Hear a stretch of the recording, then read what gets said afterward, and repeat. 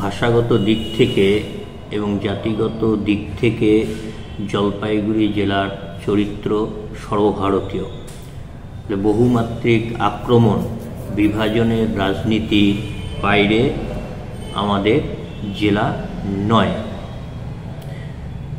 মূলত চা শিল্প, কৃষি নির্ভর এই জেলায় মূল অর্থনৈতিক প্রসঙ্গকে আড়াল করে ধর্ম, সম্প্রদায়, জাত এসবকে নিয়ে নিজেদের মধ্যে বিভাজন লাগিয়ে তারা শ্রেণীগত লড়াই ও আমাদের যে ঐক্যবদ্ধ শ্রমিক, কৃষক, মেহনতি মানুষের লড়াইটাকে আরএসএস, বিজেপি, কখনো তৃণমূলকে, কখনো বিজেপিকে কাজে লাগিয়ে চলছে।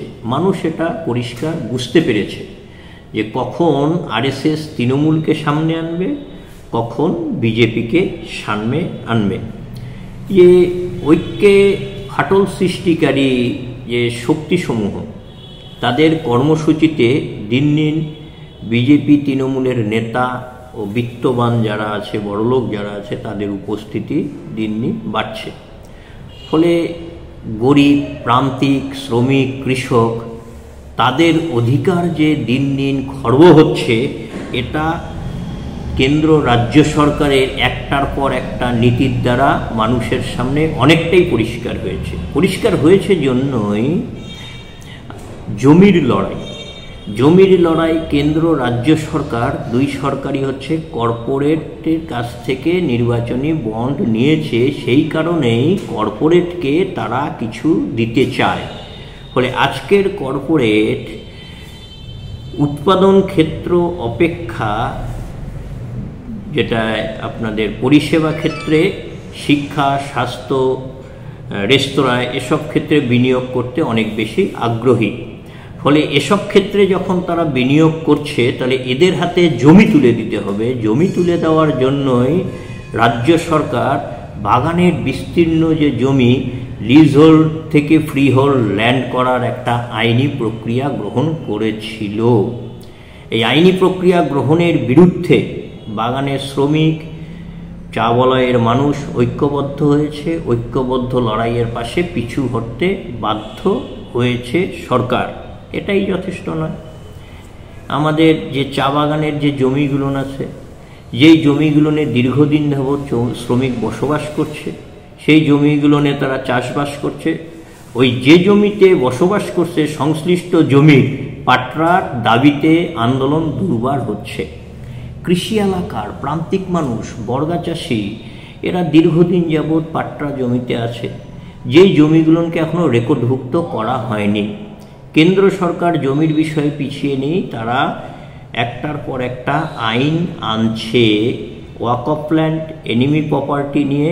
ফলে তার বিরুদ্ধেও আমাদের আন্দোলন সংগ্রামের পরিকল্পনা গ্রহণ করা হয়েছে। কারণ যারা যে জমিতে আছে, বসবাস করছেন, তাদের সেই জমি থেকে কোনো মতেই সরানো যাবে না। ফলে আমরা দেখছি যে এই সময়কালে যে অধিকার, অর্জিত অধিকার, জমির অধিকারই শুধু নয়, একটার পর একটা অধিকারগুলো খর্ব হচ্ছে।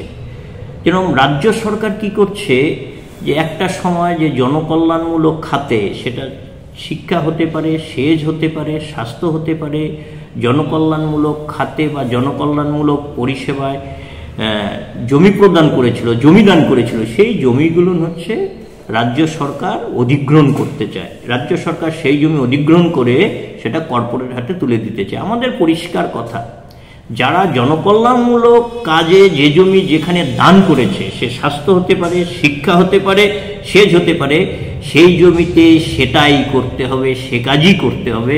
এ ব্যাপারে অন্য কোনো কথা আমাদের সামনে নেই। আন্দোলনে নামা হয়েছে। কৃষক, জলপাইগুড়ি জেলার যে সমবায়গুলো আছে, ভেঙে পড়েছে।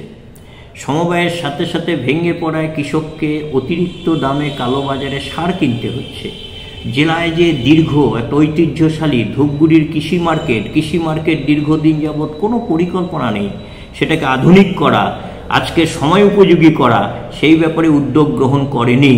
জলপাইগুড়ির দিনবাজার, আমাদের ময়নাগুড়ি বাজার, যেখানে যেখানে কৃষি বাজারগুলো ছিল সেগুলোকে আধুনিক করা, সেখানে যাতে ক্রেতারা আসতে পারে দেশ বিদেশের, তার পরিকাঠামো পুনর্গঠনের ক্ষেত্রে দুর্বার আন্দোলন সব অংশের মানুষকে, ক্রেতা বিক্রেতা কৃষক সব অংশের মানুষকে নিয়ে সংঘবদ্ধ লড়াইয়ের প্রয়াস চলছে।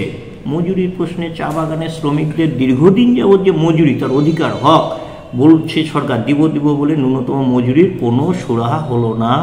এমনকি প্রকল্প কর্মী যারা আছে তাদেরও মজুরি কোনো হলো না। দীর্ঘ লড়াইয়ের ফলে 100 দিনের কাজের অধিকার, যে রেগা আইন আজকে 3 বছর হলো। জলপাইগুড়ি জেলার যে 4,42,000 শ্রমিক, এরা একটা দিনও কাজ পায়নি, ডিমান্ড করেছে কাজ পায়নি। কাজ না পাওয়ার ফলে 4,42,000 শ্রমিক, মানে তারা 50 দিন করে যদি কাজ পেত তাহলে একটা পরিবার 10,900 টাকা করে পেত। তাহলে জলপাইগুড়ি জেলায় প্রতি বছর 500 থেকে 600 কোটি টাকা আসার সম্ভাবনা ছিল। ফলে 3 বছরে প্রায় 1500 থেকে 1600 কোটি টাকা, এই টাকা জলপাইগুড়ি বাজারে আসলো না। তার বিরুদ্ধে রেগা প্রকল্পের কাজ চাও, রেগা কার্ড বাঁচাও, এই আন্দোলনে জলপাইগুড়ি জেলার প্রতিটা গ্রাম পঞ্চায়েত ঘেরো এই অভিযানে সামিল হয়েছে। আবাস যোজনায় যারা আবাস যোজনা প্রকৃত অর্থে পাওয়ার কথা তারা পাচ্ছে না, যাদের ঘর নেই তারা পাচ্ছে না, যাদের ঘর আছে রয়েছে পাকা ঘর তারা পাচ্ছে। ফলে আবাস যোজনায় প্রকৃত ঘর প্রাপকদের ঘর দেওয়ার দাবিতে লড়বে।